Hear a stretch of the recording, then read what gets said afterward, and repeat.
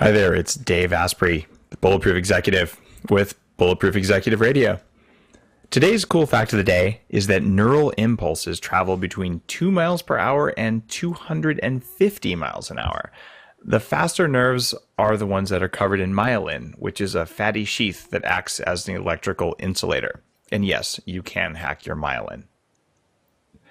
Today's guest is kind of famous because just recently there was a whole bunch written about how she used high-fat ancestral food techniques to change the nutrition of the Los Angeles Lakers. She's a board-certified family physician trained in biochemistry and genetics at Cornell and attended Robert Wood Johnson Medical School. Now, if you're not into sort of medical fanboy kinds of behaviors, basically those are some really good schools. Cate Shanahan is also author of Deep Nutrition, Why Your Genes Need Traditional Food, and another book called Food Rules. And as the director of nutrition for the Lakers, she's kind of knows what she's doing. So Cate, welcome to the show. Thanks, Dave. I'm delighted to be here. Thanks so much for having me. Bulletproof. Oh, awesome. It was amazing to see the article come out about what you're doing with the Lakers. I said, oh my goodness, I have to talk with Cate. So I appreciate you coming on the podcast just to share what you're doing. Thank you. Yeah, this has been a big project for us. My husband and I actually are both involved with the Lakers, and we have a whole team in Los Angeles that's constantly working to get these guys fed better. I've always been amazed how so many pro athletes fall into the pizza and beer sort of camp. I know I don't perform anywhere near the level I'm capable of if I live on any sort of diet like that. And there are so many, really kind of some of the star athletes who really do just do crazy stuff to take care of themselves. Why is there such a disparity among pro athletes between like eating crap and beating yourself up with whatever drugs you can find that won't come up out on the screens, and the other side, which is like, clean living and pure power? Like why the gap? Well, it's a big question because there's a lot of confusion in the whole nutrition world about what's healthy because of that very discrepancy that you just described, that some people seem to be able to get away with complete bodily substance abuse, and some people really have to toe the line perfectly or they pay for it. And we talk about that actually in our book, Deep Nutrition, because it's got to do with what their genes are getting in relationship to what their genes expect. So the whole concept of genetic expectation is kind of a super important one in terms of understanding how to be healthy. And to put it simply, when we get sick, it's because that our genes have these expectations that were not met one too many times. And that goes back, so when we understand it from the genetic perspective, that helps us understand that we have to go back, not just to what we ate today or yesterday, but what we've been doing for the past years and decades, if we're that old, and what our parents were doing. Because what they did and what our grandparents did or didn't do influences our health. And so when we have these star athletes that, they're 6'10" and perfect bodies and, 6% body fat, and yet they eat 24, the equivalent of 24 Hershey's candy bars a day, as Dwight Howard did. It just doesn't seem to add up. You have to ask, well, how can it matter? How can what you eat matter if that's the case?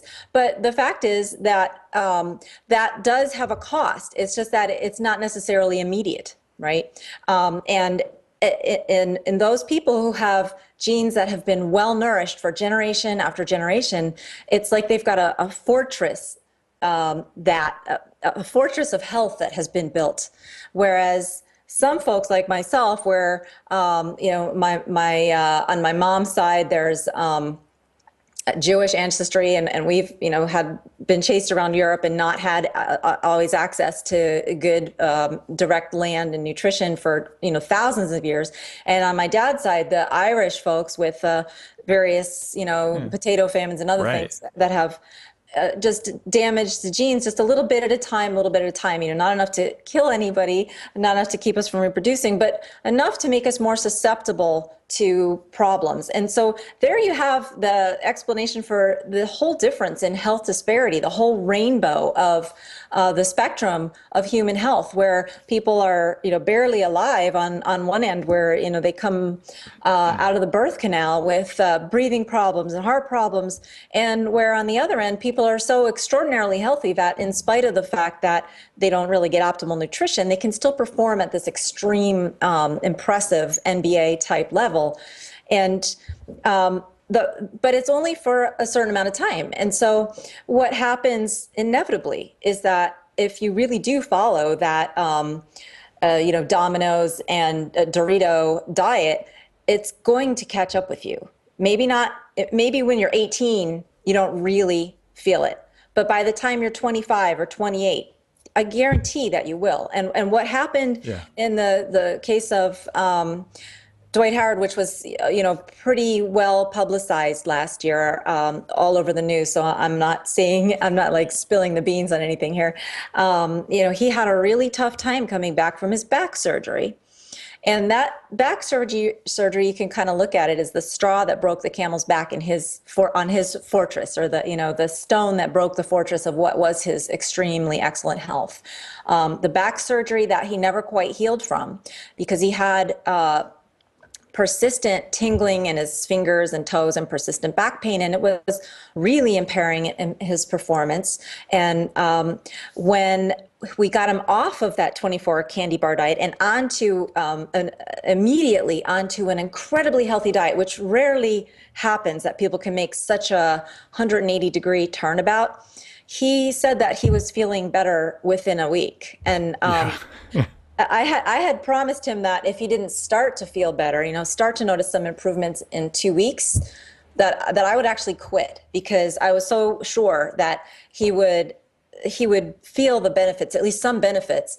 And that's really what it took to get him to listen, because, it takes a lot to break through decades of habits. Yeah. And give up sugar in particular, because it's so addicting. That was almost a sure bet. I mean, anyone who's worked with this kind of nutrition knows that even like the most recalcitrant person, if they do it for a week, that there's going to be some improvement over like a pure sugar diet. It's inevitable, right? Were you at all worried when you made that bet?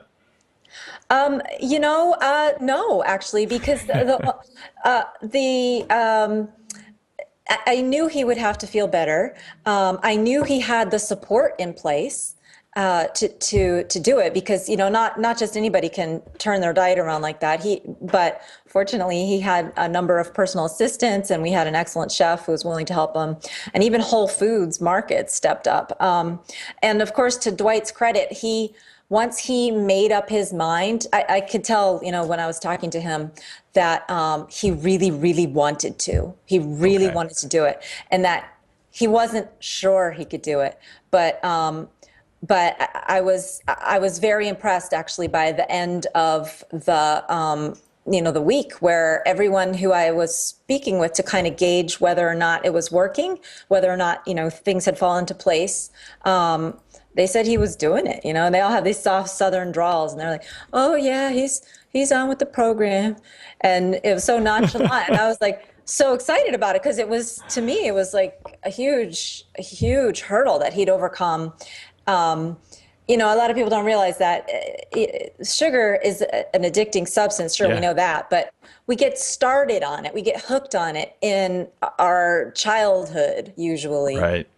So that our whole brains are wired around that sweet taste reinforcement and that happy feeling that we get when we have those sweet foods, and the expectation of sweet foods at certain time periods, like maybe after working out or before a game or something like that. And so to be able to give it up like that is, he definitely deserves a lot of credit for that. And, on the one hand, I see after the article came out, and Ken Berger did a 3-part series for CBSSports.com, and the second part, actually no, that was a 4-part series, and one part was devoted entirely to Dwight. And the comments on that article were like, how could how could a professional level player treat his body like that? Of course, like that's what they all do. Right. But, so he was sort of the poster child for too much sugar and an athlete, letting himself go that way. But on the other hand, I see him more as a poster child for, turning around and realizing that sugar really is a problem, and making a statement about that, because he was very honest and open about that all last year during all the interviews. And he said some pretty amazing things too, like, the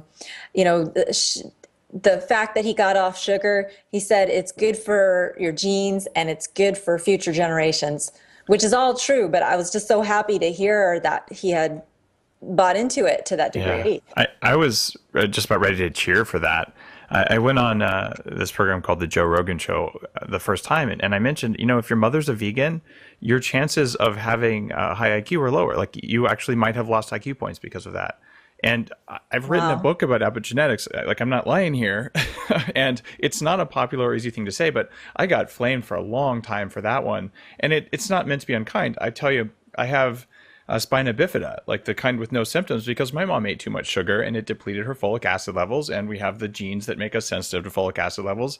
But epigenetics matters. So if what your grandmother ate, and really what your grandfather ate, and your mother and your father, and you want to be a rock star or, an NBA star, well, let's hope it started a couple of generations ago. And if you want your kids or grandkids to be NBA stars, you better, put down the junk food. And that's such a burden and it's such a pain, but it seems to be the way it is. Am I exaggerating things, Dr. Cate? No, you're definitely spot on there. And the other thing that I like to blame, and not my parents, but I blame the substances themselves, in addition to sugar, is margarine, right? So, oh yeah. My mom was, struggling mother. Her husband, my dad, was going through medical school. They had to live on $50 a week. Of course, this was way back in the 1800s, so that was a little bit more money. But so margarine was way cheaper than butter, so that's what we got. And we got loads of it, right? Because I would spread it on everything, on matzahs. I'd fry my bologna. I fried bologna on Wonder Bread and fried. Me too. It's the worst thing. So, and the reason that margarine is so awful, not just margarine, but all the vegetable oils that they make margarine out of, is because it promotes free radical formation, and free radicals can directly damage DNA, directly, the same way that radiation can. Whereas sugar is a little more indirect, it's sticky, and it affects how it affects how the enzymes function that are involved in the replication and accurate reproduction of DNA. But vegetable oil and products made with vegetable oils, it's like eating radiation. So, I wish there was great analogy there. I wish there was a Geiger counter that, could evaluate the ability of a food product to produce this sort of edible radiation effect in your body. Because if there were things like French fries and potato chips, they would be glowing like a little nugget out of Chernobyl. Well, there is a detector like that. It's a really sensitive one, and it's called your brain. And if you are used to feeling really good, and you get into what I like to call the bulletproof state of high performance, but where you're in the zone, you're like, man, everything works. Like, my skin isn't inflamed. I feel great, and I can do what I'm here to do. And then you eat a bag of potato chips, or you go get some fries at McDonald's, and you look at how you perform the next hour, the next day, the next 2, 4, 5 days, you're going to realize that either you don't have a great sense of self-awareness, which is common for people, or really those French fries didn't serve you very well. And once you get there, you can start being really selective about how you're going to feel every day. There was a study actually that showed that the French fries really do have an absolutely immediate effect. And the study was evaluating the effect on the circulatory system. Oh, wow. And so what they did was they got French fries that were manufactured from a restaurant at the end of the week, so that they had the old oil, right? Oil needs to be changed every week. And of course, that's the law, and not every restaurant necessarily has the ability to follow the law to the letter. So anyway, after a week, the oil is going to be so heat degraded. That's the problem with these Yeah. oils, is they get degraded with heat, that there's all kinds of nasty chemicals in there. So they just fed healthy 18 to 24-year-olds French fries, just a regular, like, large portion of French fries. And then they evaluated the ability of the blood vessels, the arteries, to dilate in response to exercise. And they found that not only did they not respond in the way that a normal 18-year-old would respond to exercise, which is, sometimes can almost like double the blood flow in the artery, there was no response, which is what like an 80 or 90-year-old person's arteries would do to exercise if they were out of shape. So this consumption of these bad fats, it immediately has an immediate effect on your arteries, and it lasted in some people for 24 hours. And so that means that you are, in essence, if you have just one little thing of French fries, you're in essence aging your arteries for the next day. And if you do that every day, you're walking around with old arteries. That sounds pretty likely to me. My own effect, or my own impact, when I was a kid, I ate a lot of squeezed margarine because it was supposed to be healthier than butter, which is like one of the very most toxic ways you can take vegetable oil. And honestly, my parents spent extra on that because they cared about me. We were just terribly, terribly misinformed, right? Low fat diet with extra squeezed margarine if you're going to have anything. Like, what could be wrong with that? And man, it trashed my brain. Beautiful and bright. I used to get like a lot of nosebleeds and like arterial problems and even like frequent bruising. And you could see that my blood vessels weren't doing very well. And in my case, there were other confounding factors. Like I lived in a basement that had some toxic mold, I figured out later, which also contributes to those. But just the diet high in those fats has that effect, and you can measure it. If you eliminate all omega-6 oils from your diet, or at least as many as you can, you're still going to eat avocados. You won't ever fully eliminate them. But if you quit all of the processed oils, you even limit olive oil to just really fresh, really good stuff, and don't overdose it. How long does it take in your experience working with patients before they feel the inflammatory effects go away? Is it a week? Is it 5 days? Is it 2 weeks? Well, it's all about momentum, right? With Okay. the genetic stuff, and so your body can recover, but it does depend on how much it's recovering from. How much of a mound you have to crawl out from underneath. And so if you have been really kind of abusing yourself for years, what I see is a lot of folks in their 60s and 70s who have been put on statins, cholesterol drugs, blood pressure medicines, sometimes diabetes medicines. Usually there's a heartburn medicine thrown in there. What I see is that their metabolism's very, very unhealthy looking. All the typical markers that we look at, the triglycerides being high, the glucose being a little high, the insulin being high, those numbers are all out of whack because there's so much damage. And you can reverse it, but it happens faster in some people than others, just because of the fact that the body has to, in some cases, resurrect enzymes that haven't been used in decades, some of the fat burn enzymes that haven't been used. There's a lot of cleanup that has to be done to you. But one of the first things that you will see improving is the triglyceride level. And then there's a lag, and the HDL that can take 6 to 12 months to come up if somebody is at that point where they're on all those medications and they're in their 60s or so. That can take a full year to come up, and it's a year of, you don't have to be an angel with your food, but you just have to really avoid those vegetable oils, get your sugar and carb consumption under control, get plenty of antioxidant vegetables, and be a good exerciser too, and get some decent sleep. Now, when people first go on the Bulletproof diet, which has a lot of commonality with your recommendations, it's high fat, no fear of saturated fats from clean, undamaged sources. You know, butter in your coffee, all about that, right? Oh yeah. And yeah. so when people go on that, I usually within 6 weeks we'll see, like you said, triglycerides drop, HDL goes up, but the big thing, C-reactive protein, homocysteine, and LPPLA2 in most cases will drop unless there's a genetic thing going on with methylation, in which case you have to hack that. So that's kind of the 6 week window. But I had a question I've been meaning to ask you, and I'm hoping you'll have an answer because I don't know it. I've noticed that when I first started doing this years ago, and really when I first got into Bulletproof Coffee, I was doing like 5 or 8 tablespoons of butter in my coffee. I just loved it. I could not get enough. I'd add the MCT oil, and then I upgraded it to brain octane oil. And I just put it in there, and I'm like, just give it to me. And if I went a day without butter, it was like a day without sunshine. I was unhappy. But after about 2 years of that, I went down to 2 tablespoons. I just felt like my body's just urgent demand for butter went down. I'm still a high butter consumer, but on an average day in all of my food, I might have like 4 or 5 tablespoons instead of like 10 or 15. Why, after a year or two, did I downregulate my just rabid desire for butter? You didn't need it as badly. So that's a really good question. It's just like if you're deficient in something and you replete yourself, it's like taking vitamin D.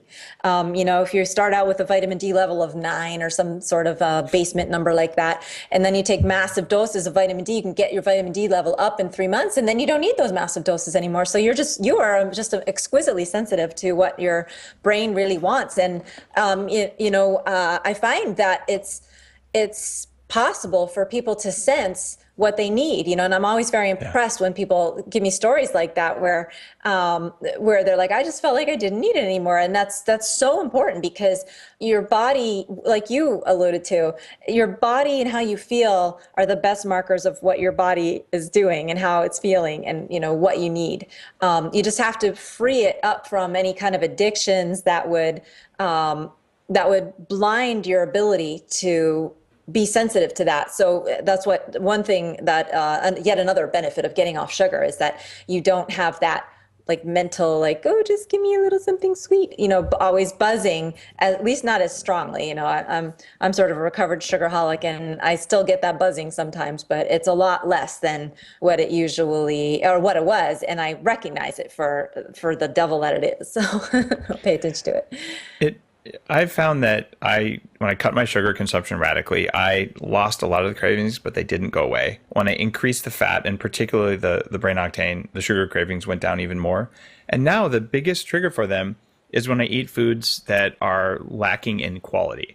And my understanding of the biochemistry behind that is that, well, when you eat something, say a mold toxin, which is much higher in some types of foods than others, for instance, in some coffees versus others, that depending on how long it takes those toxins to make it to the liver, when they're in the liver and the liver's like, okay, I got to do something with these. What do I do with them? Well, I'd like to oxidize them. What's the fuel for oxidation? It's glucose. So all of a sudden, it'll grab on to what's available, and it's probably low if you're eating right, in the blood, and it'll push your blood sugar lower than normal, which can trigger a food craving in and of itself. Have you come across that line of reasoning? This is something I'm putting in my new book, but I'm just asking a few experts about that ahead of time, because it's very predictable for me in my own awareness of food, and I'll measure it with laboratory results to say this stuff has toxins in it, this stuff doesn't when I eat this, or this is 2 days old and it's slightly off, and bam, there come the food cravings back. Yeah, I don't know exactly what the cause could be. Like what you've suggested makes sense. Another thing that could make some sense is that if your liver is busy dealing with these toxic molecules, then maybe there's some things that it should be doing, like stuff that has to do with hormones that you could feel very directly. If your levels of various hormones fluctuate, you can have energy drops or mood changes. Like thyroid or cortisol, something like that?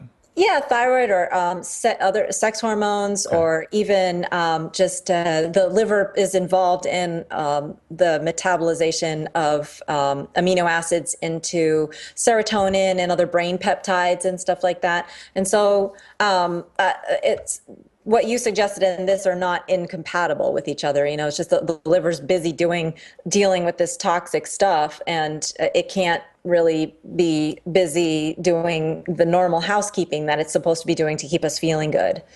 Okay, that makes total sense. The liver has a lot of jobs, and one of the other things that particularly I wrote about in the Better Baby book was environmental toxins place a load on the liver and the kidneys, and they affect our brain functioning.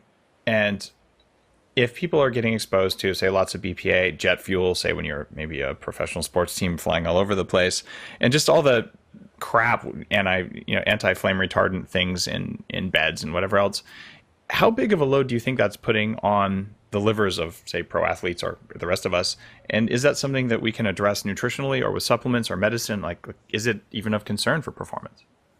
I'm sure it's a concern for performance. It's kind of one of those things that's sort of that's just a drag down Yeah. on the body, and because it's so multifactorial, it's going to, like you said, all those different objects, right? You've got the water bottles and the plates and the utensils and the jet fuel and all these unavoidable things with different chemicals, right? So for me, it just kind of highlights the importance of making sure that you do just, I like to keep things as simple as possible, right?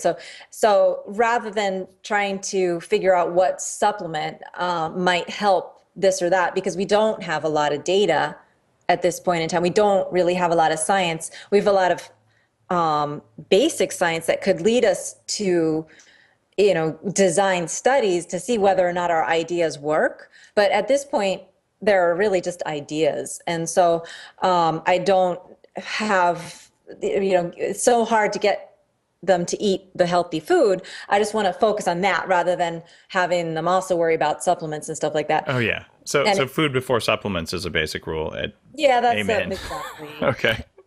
Just because there's so much in food that we can improve on, and that, A, tastes good, and B, we have so much more control over it rather than everything else in the environment, and all this stuff with the cell phones and who knows what else is out there. But it does just get to what we really need to do is have the off season be as restorative as possible, and that's a whole different ball of wax, because a lot of the players aren't even with the Lakers anymore in the off season. And of course they're not at the practice facility and all this, but a lot of them do invest their own time, energy, and get specialists to help them with better sleep and massage and all those kinds of things that help restore, because toxins have been with us for a long time. That's why we have livers, partly because the liver has the technology to break down stuff that plants put into plants so that we don't overeat the plants. But so we just need to make sure we get plenty of sleep and all the basic vitamins and good exercise and good air and good water whenever possible. I couldn't agree more. I've been doing work lately with more rock stars, actually, like Hollywood people, and some nutritional sorts of things, and just around performance. And I found that taking things like activated charcoal with certain types of food, that they feel better, they have more energy, or upregulating the amount of glutathione in the body, and using food plus supplements, particularly when they're on a touring schedule.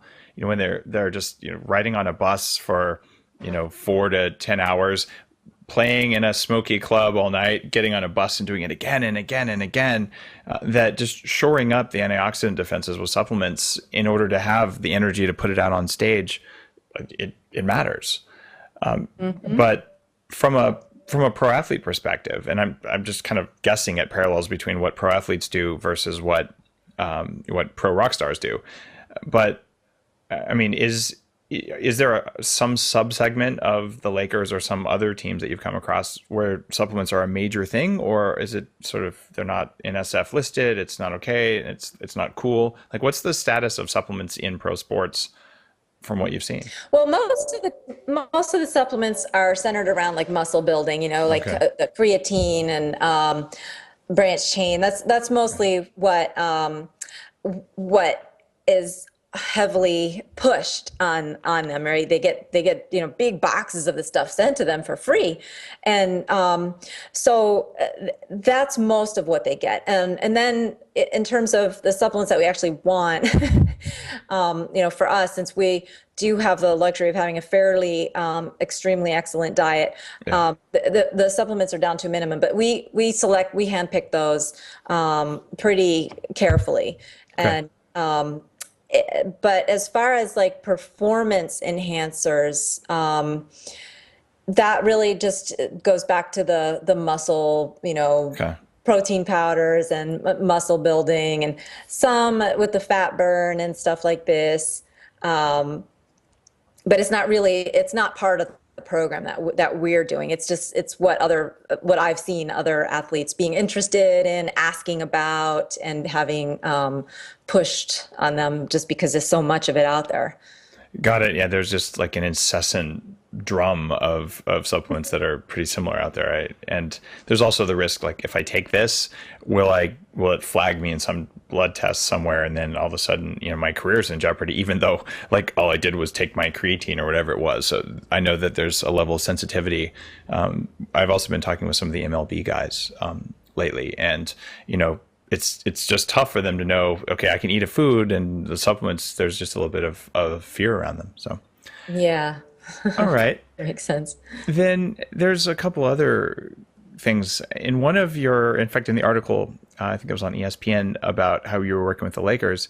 You said something that stood out, and you said that you wanted the players to get out of using the mindset of food as fuel. And I translate that to, calories aren't important. It's not about the number of calories. It's about the composition of the calories on the Bulletproof diet. Why do you say don't use food as fuel? Well, that kind of gets you into the wrong mindset. If you're thinking of food as fuel, you're thinking of just sort of what kind of junk can I throw into the fire to burn so that I have energy, right? That's where this comes from, and we do need energy. We have to make special considerations around getting energy for athletics, but our bodies are built out of recycled, compounds from other beings. And we can't just have that be sugar, for example. There's very little of our bodies is actually manufactured out of glucose. Most of it is much more complex molecules, and we have to have the information in those molecules. So I guess this gets back to the idea that we talk about in our book a little bit, where back in the late 1800s, right about when I was born, the first cookbook that talked about this sort of stuff came out. It was Fannie Farmer's cookbook. Yeah. Fannie Farmer is now known only mostly for candy, but she was actually a full-fledged culinary artist back in the day. And in the beginning of her book, she talks about how they recently discovered that, the human body is composed of proteid and carbohydrate and lipid substance. And she went ahead to break them down in the content that they've discovered in human beings. And then she said, based on that, we need to eat these three things. And that was the end of that. And so, as if to say that as long as you're doing that, your body's going to be just fine. But the food that we eat is actually, it's so much more than that. And just to give you a concrete example of what I'm talking about, milk, right? The first food that most of us get. When milk fat globules are manufactured in the mammary gland of any mammal, humans, cows, it's wrapped in a double lipid bilayer. So a lipid bilayer is a membrane, and every cell in our body is wrapped in one of those. Well, these are wrapped in two just because of the topography of how it has to exit the mammary gland. And embedded within that milk fat globule are all kinds of fancy little protein doodads. So they've got names like lactoferrin and other things, and we don't really know what they do. We think that what they do is to help the newborn's digestive system cells recognize this as nutrition and incorporate it directly. In other words, fuse the membranes so that it doesn't have to go through the normal process of digestion. I'm laughing that you mentioned lactoferrin specifically because glutathione force, which is the glutathione that I make, we tag the liposome, which is, as you know, a globule of fat, with a lactoferrin molecule, so it'll absorb using exactly that mechanism into the gut to escort a natural substance instead of a drug into the body. But how cool that you went there with breast milk. I'm impressed. That's cool. So yeah, like your science mimics nature. I guess really it's the same idea, right? It's just common sense, right? We come up with it, nature came up with it. Yeah, you can always So copy nature before you're going to go out and like create some strange thing. Okay, so you were going on about how this double lipid bilayer in breast milk is out there, and we add IgG, we add lactoferrin to this, and so how does this relate to sort of modern nutritional things? well, it doesn't, because modern nutritional dialogue does not include any discussion around the potential information Yeah. that is lost when we process foods. And I guess it's not truly accurate for me to say it doesn't relate. It does relate because that's part of the problem. And that's why you have specialists, in nutrition saying there's no difference between pasteurized homogenized milk and raw unprocessed milk. Well, we know there's a huge difference. It looks different under a microscope. We've done Yeah. different things to it. That bilayer is there. That information is gone. And when another element of the information in milk that I just happen to know a lot about milk because it's a big part of chapter 7 in our book where we talk about the 4 pillars of world cuisine. But we talk about raw being one of the pillars and raw milk included. Yeah. So milk proteins, we've got our caseins and we've got what are the other ones? The ones The that whey the proteins. whey. Thank you. Yeah. um, the those are designed to do different things to the calf, right? So the whey protein gets absorbed more immediately because it doesn't coagulate. The casein gets absorbed later on when the animal's perhaps asleep, and the intelligence behind the whole system is completely destroyed when we process milk. And so that you have casein interacting with calcium in ways that make all the protein in there less valuable to the body than it was when nature manufactured it.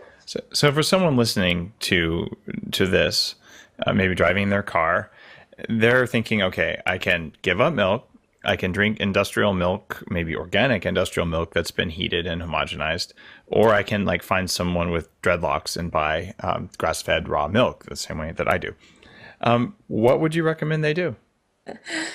I recommend you do whatever it was within your comfort zone and doesn't take you too far out of your neighborhood, honestly, because it can be a stress, hunting down this Yeah. stuff. If you can't get, raw milk and you want the same kind of quality, you can do pretty well with there's raw milk cheeses that those are legal Hmm. in pretty much every state, but those can be hard to find too.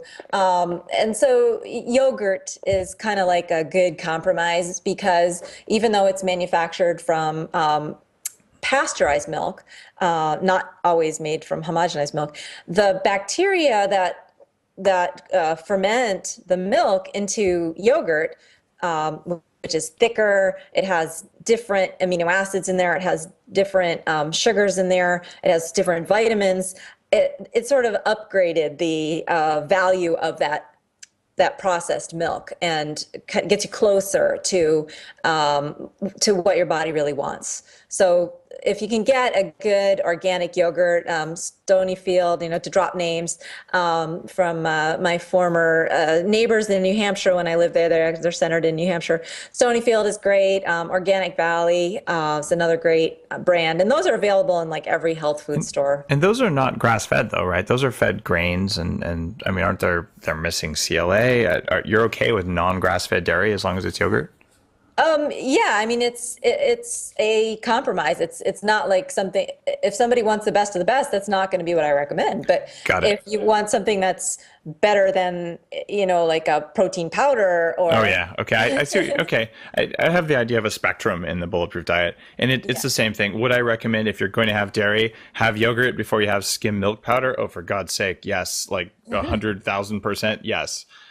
But if you can go further into the grass-fed, full-fat, unhomogenized, unpasteurized sort of realm, that's a better selection. But yeah, you're right. You can panic about it and just say, oh, I can't eat anything because it's not perfect enough, and that's not particularly a healthy place to be either.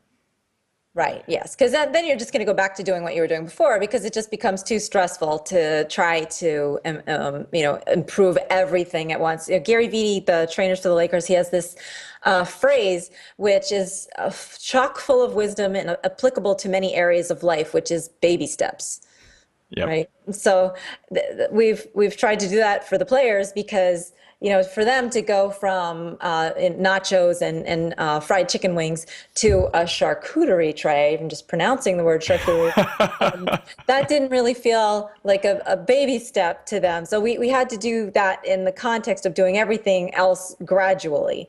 And so we get there, but it takes a while, and we give them a lot of stuff that's very familiar, just a better version of it. Like we do have, deep dish pizza on the plane, but it's made with healthy cheese, and everything's organic, and olive oil instead of whatever kind of junk you'd get from Domino's. So I noticed that you do have gluten and some other sources of dairy and things like that, even in recipes on your website. What's the rationale? Is gluten one of those things? Well, I guess it's better you do it right with gluten versus doing it worse with potato chips or something, or is gluten something that you're okay with? Well, yeah, so gluten is the protein component in wheat and a lot of other grains. And I think when we talk about gluten being bad for us, I feel like there's a little bit of maybe too much fear surrounding it, so that when people are trying to enjoy their sushi, they're not going to have Kikkoman soy sauce on it because it might have traces of gluten in it. And again, we have to do what's reasonable, and we have to do what makes sense, I think, to not just science, but also culture. And we don't want to ostracize ourselves. Yeah. But the bottom line is that I think when people go gluten-free and feel better, it's not because in a lot of cases, it's not because they've cut out the gluten molecule, which is really an innocent bystander in all this. The problem with our grains is that we process them, right? Whole grains are what people consumed until very recently, because there was no technology for milling. It requires a lot of force, energy that could only be delivered in, mills people who were millers back in the day, before I was born this time. 1,000 years ago, they were rich because milling was a high-tech intervention, and that's crushes the grain. And Andrew Weil helped me understand this. Andrew Weil runs a website called Weil.com. Yeah, he wrote about Bulletproof Coffee a while back. I was kind of stoked. I was honored. Like Andrew Weil is like a maven and like an old school guy who knows about health. So yeah, I respect him a lot. Yeah, Cool. so he's been studying nutrition from his perspective for a long time, for maybe 3 decades now, and he has, I think, a good kind of solid stance on where the trouble comes from, and really it comes from the processing. So nature doesn't make poisonous foods except for those poisons that it intends as immediate deterrents, right? Nature never intended for celiac disease to come around. That is a disease that develops, it's a chronic degenerative disease. It's not going to keep people from eating gluten or from eating wheat, right? Because there's no way for the person to make that connection. It doesn't make him feel sick, right? Yeah. So that when we crush the grains and we take the layers that nature intended, each with its specific design to preserve the germ, to sense the temperature changes, to sense the water changes, to physically change in response to changes in the environment. That's what gluten is supposed to do. It's not this molecule that's this like time bomb out there waiting to try and kill us. And the only reason it acts that way for some people is because we process it, and when we process protein, alter them, when we consume these altered proteins in a pro-inflammatory environment, our body makes antibodies to them. So that's one of the main ways in which gluten is harmful to people. There's other ways that we can go into that have to do with leaky gut and all this sort of stuff. But really, lots of proteins can do that, not just gluten. So lots of them can, but I mean, don't gluten and casein have like an 8 amino acid sequence that tends to be cross-identified with 7 different types of tissues, including like the lining of your arteries, your brain, your joints, things like that. By the way, I reversed my Hashimoto's by avoiding gluten scrupulously and avoiding mold toxins at the same time. 0 antibodies to it. Yes, you're absolutely right. But the reason that your body made those antibodies was because it made a mistake. It's not supposed to. There's other Yeah. proteins out there in the world that could cause and do cause those same kinds of reactions. But your body's supposed to recognize that it made an antibody that is A, no longer needed to fight off an infection because there was no infection, and B, is attacking its own tissues. And so there's something called, oh shoot, what is the term? It's antibody deletion. Immune tolerance, that's the term. Right. So when you become tolerant to something that you were formerly, you had an allergic reaction to, that's because you formerly had an antibody to it. And then your body can actually delete that antibody. So it remembers to stop making that antibody, to no longer make it. And that needs to happen in order for. And that happens in the memory B cell. And is there a way you recommend for people to suddenly become not gluten intolerant? Well, I don't know that it would be. I don't know that it would be sudden, but okay, to gradually become. I mean, there's lots of people who would like to eat pizza again. Like, absolutely. spill the beans here. Once you probably need to. I mean, I think it's essential to eliminate the allergen, right? So whether you're allergic to wheat, gluten, or other proteins in wheat, or milk protein or other proteins in milk, or eggs or peanuts or whatever it is, you need to eliminate that for a period of time, probably 6 months. And you also need to eliminate other things in your diet that are going to promote inflammation. So this is where we get back to the high sugar intake and the vegetable oils, because inflammation in your intestine is where your immune system first starts to make mistakes. And so if you're having these pro-inflammatory foods, the vegetable oils and the sugars, you are inevitably going to develop an antibody to something that your body really shouldn't make an antibody to, and that can cross-react. And so if you get those things out of your life and eliminate the offending protein for long enough, your body has the potential to reverse it. Now, not everyone's will, but I've just heard plenty of stories where people had been allergic or had intolerances and were really good about their diets, and these things did reverse. But like I say, not everyone's will. So you have to be very ginger and very cautious if you're going to reintroduce one of those foods. It definitely is something I've seen too, where people are allergic, they avoid something for a while and then they come back. And there's even a recent study about peanut protein and how they're able to turn down an anaphylactic response. But there are also studies with gluten where they talk about in people without celiac, without an immune response to it, where it lowers cerebral blood flow.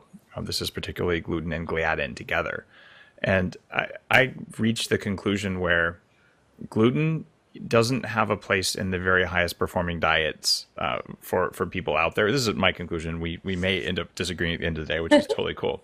But that there are some people who tolerate Kikkoman soy sauce much better than others. But if you're one of the people with an immune reactivity, you have to religiously avoid it. And if you are one of the people who tolerates it, it will not benefit you more than eating a piece of grass-fed steak. So if you're going to pick a protein, you might as well eat a pastured egg or a piece of grass-fed steak or something else like that when you have a choice. And if you're starving and all they have is biscuits and you're not going to eat for 3 more days, like load up on the biscuits. By the way, that goes if you have an immune intolerance too. You're starving, right? Like it's better not to die and be inflamed. Absolutely. And you know what? I should mention that on our website, we have under Watch Dr. Cate on Video, we have a video about this whole process of immune tolerance with a little cartoon version of the white blood cells and the antibodies that helps people. It helps to illustrate exactly this sort of complex discussion that we're having here surrounding immune tolerance. I mean, it's pretty high level stuff, but I tried to, it's a 5-minute video and we have cartoons in there. So all right. We'll link to it in the show notes so people can find it. There's a couple more questions I want to ask you. I know that you've got to get in a couple minutes. Number 1, intermittent fasting, good or bad? I think it's absolutely a huge a potentially beneficial tool to have in your kit box. And the reason has to do with all the research that we've seen surrounding it, and B, just the fact that we know that there would have been times in our ancestral past where food would be limited, and we would have to go unwillingly through periods of hunger where we live off of our fat. And that's why we store fat too, right? Is so that we can go through these periods of hunger where we live off of our fat. And so presumably there's all kinds of resets, metabolic resets that can occur when you do something dramatically different like that. I see it as a kind of like, we talk about cross training with exercise. You want to do like aerobic cardio endurance. You want to do high intensity interval training. It's the same kind of variety with nutrition and diet surrounding meal timing, I think is beneficial as well. Okay, that was a super clean answer. We totally see it the same way. I found intermittent fasting for me was transformative, and the fact I can fly somewhere for 10 hours and just not care about food is so liberating. It's amazing. Yes, absolutely. And the second to final question is about collagen. What's your take on collagen, bone broth, the importance of eating collagen? Oh, well, it's one of the 4 pillars in our book, Deep Nutrition. And the third pillar, actually, meat on the bone. And the meat on the bone refers to the traditional practice of making broth using bone, joint material, skin. And what that does is it extracts these molecules called glycosaminoglycans in addition to collagen hydrolysates. And it's really a missing food group from the American diet because every other culture around the world does this sort of stuff on a regular basis and gets infusions of these molecules that are uniquely capable of stimulating the cells in the body called fibroblasts that lay down collagen. Collagen is the backbone of our bones, our ligaments, our skin.